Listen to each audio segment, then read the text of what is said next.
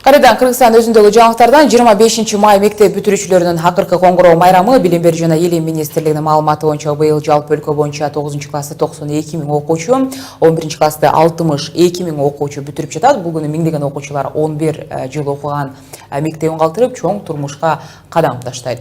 Бүтүрүүчүлөрдүн ичинен 89 билим алуучу артыкчылык аттестациясын алууга тест тапшырышкан, бирок талап катуу каралгандыктан саналуу гана бүтүрүүчүлөр ээ болуу алдында турат. Биз бүгүн мына ошол бүтүрүүчүлөрдүн кече өткөрүү же өткөрбөө керек деген сунуштарынын тегерегинде баарлашкан турабыз. Тааныштап алыңыздар, 11 каналынын студиясында дагы бир конок Билим берүү министрлигинин өкүлү Кылым Сыдык Назарова кеңири маалымат бермекчи. Кылым айым, кош келипсиз биздин студияга.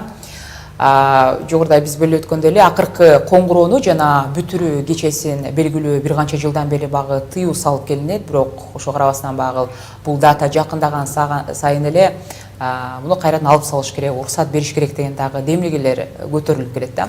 Негизи бир чагын алып калганда бүтүрүүчүлөр кечесин дагы жанагындай автоунаалар менен жүрүп, айрым учурлар аркында кырсыктарга учурап, адам өмүрүн алган учурлары дагы болуп жүрөт.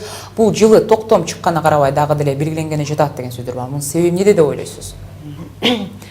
Быйылкы окуу жылында жылдагыдай эле 2010 жылдан баштап ошол эч кандай бүтүрүү кечелерине өткөрүүгө тыюу салынган. Мына бүгүн 25 май акыркы коңгуроо кагылып, мектептерде салтанаттуу иш-чаралар өткөрүлүп бүттү. Мына бүгүн Бишкек шаарында жылдага караганда тынч, эч кандай деле бир кылмыштуулук же болбосо ашыкча эң баштык, бебаштык быйыл негедир байкалган жок. Кыргыз Республикасынын Билим берүү жана Илим министрлиги ошол акыркы коңгурооду салтанаттуу, уюшкандыкта өткөрүү максатына, ошондой эле жалпы билим берүүчү мектептерде 9 классты жана 11 классты аяктаган окуучуларды ошол уюшкандыкта аяктап, билими тууралуу документтерин алып, тынч, баягы ашыкча, баягы кырсыктарга кабылдоо максатында атайын буйрук чыгарат. Но ошол буйрук негизинде бардык мектептерде ошол иш аткарылып атат. Эми бүгүнкү күнү андан тышкары дагы ошол коомчулук белгилеп атышат, ошол ар кандай бир иш-чаралар өткөрүлүп жатат деген. Ошондуктан биз дагы райондук, шаардык билим берүү бөлүмдөрүнө кат жибердик. Бүгүнкү күнү 25 май күнү саат 9-дан түнкү саат 10-го чейин бардык мектептин жетекчилери мектептерде күзөттө турушат. Ал эми райондук, шаардык билим берүү башчылары күнү-түнү күзөт уюштурушат. Ошондой эле ички иштер министрлиги дагы биздин министрлик менен бирдикте ошол бүт укук коргоо органдарынын кызматкерлери көзөмөлдөшөт тартипти.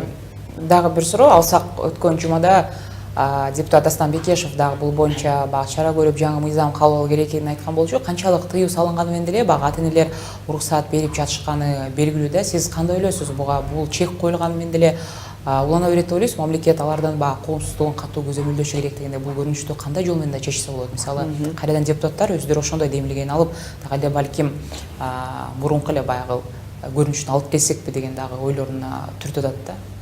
Ооба, эми ар бир адамдын өзүнүн ою бар.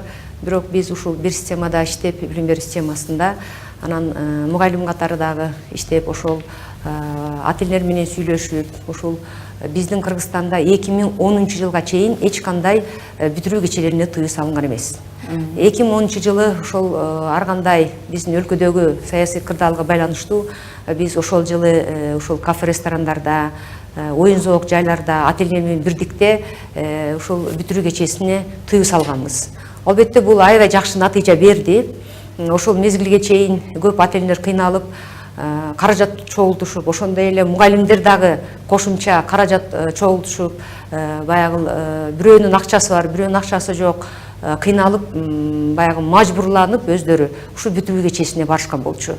Анан 2010 жылы ушул буйрук чыккандан баштап көп ата-энелер бизге кайрылышты. Ушу туура кылдыңар, себеби бир класста ата-энелердин баардыгы эле ошо чамасы жок. Мисалы үчүн ошол кымбат баада ресторанга отурганга, кымбат кийим кийгенге, анан бул аябай баягы жакшы кабар болгон да көп жерлерде.